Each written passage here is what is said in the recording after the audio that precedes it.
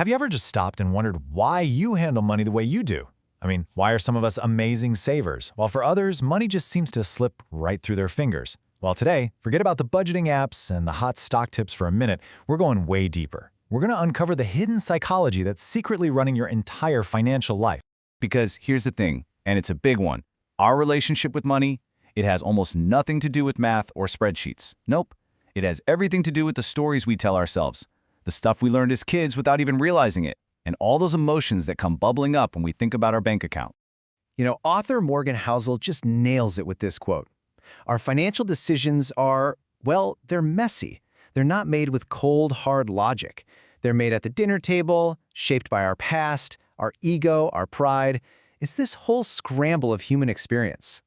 And that really brings us to the big question for you, for all of us, right? What are these invisible beliefs, these hidden forces that are pulling the strings on your financial choices every single day? Well, it's time we gave them a name. That name is money scripts, and honestly, the best way to think about them is like the unconscious operating system that's running in the background of your mind. It's just quietly telling you how to act and react when it comes to money.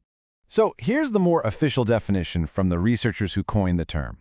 A money script is a bundle of powerful and usually unconscious beliefs about money. We pick them up when we're kids, and then boom, they drive how we behave with money as adults, for better or for worse. And these scripts, they all have 4 key things in common. 1, they're formed when we're young. 2, they often get passed down from our parents, our grandparents. You get the idea. 3, and this is the big one, they're usually unconscious. We don't even know we have them. And yet, number 4, they are the engine driving all of our financial habits. So, what do these scripts actually look like? Well, researchers have identified 4 really common patterns. As we go through these, I want you to ask yourself, which one of these sounds a little too familiar? Okay, let's kick things off with the first one, money avoidance. For people running this script, money is just a source of stress. It can be anxiety, fear, even disgust. It's something you'd rather not think about, let alone deal with.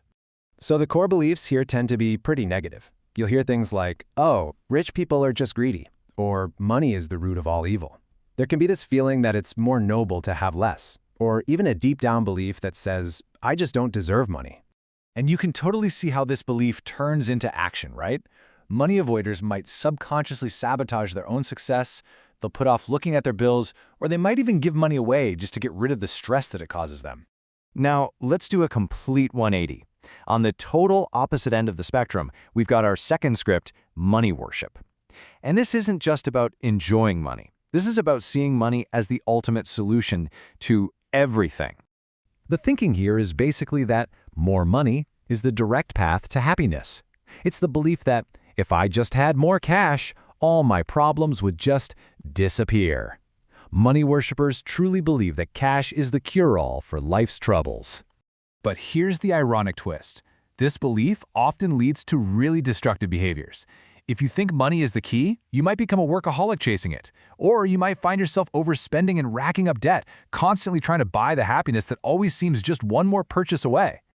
All right, next up is money status. This script is all about tying your self-worth directly to your net worth. Money isn't just a tool here, it's the scoreboard that tells you how you're doing in life. And the core beliefs here are incredibly powerful. The big one is, your self-worth equals your net worth. Simple as that.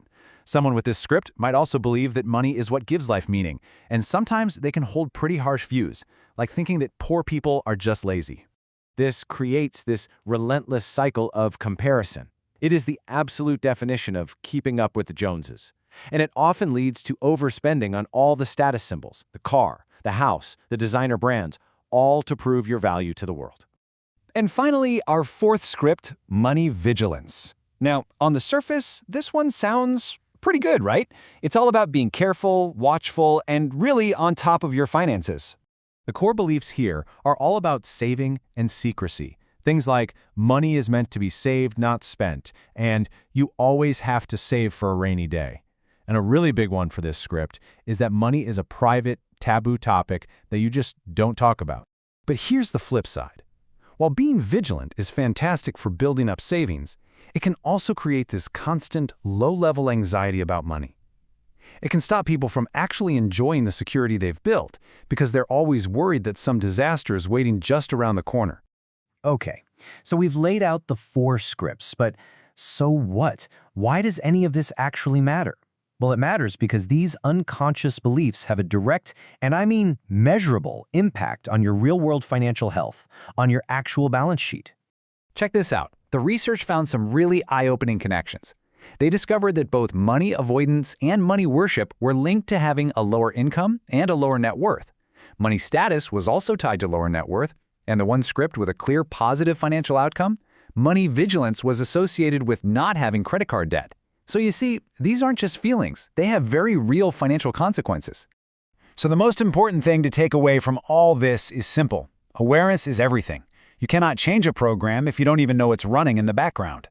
Just identifying your own money script is the first, and honestly, the most powerful step you can take toward changing it and building habits that actually help you reach your goals. And that really brings us to the end. We've seen how these hidden beliefs can totally shape our financial reality.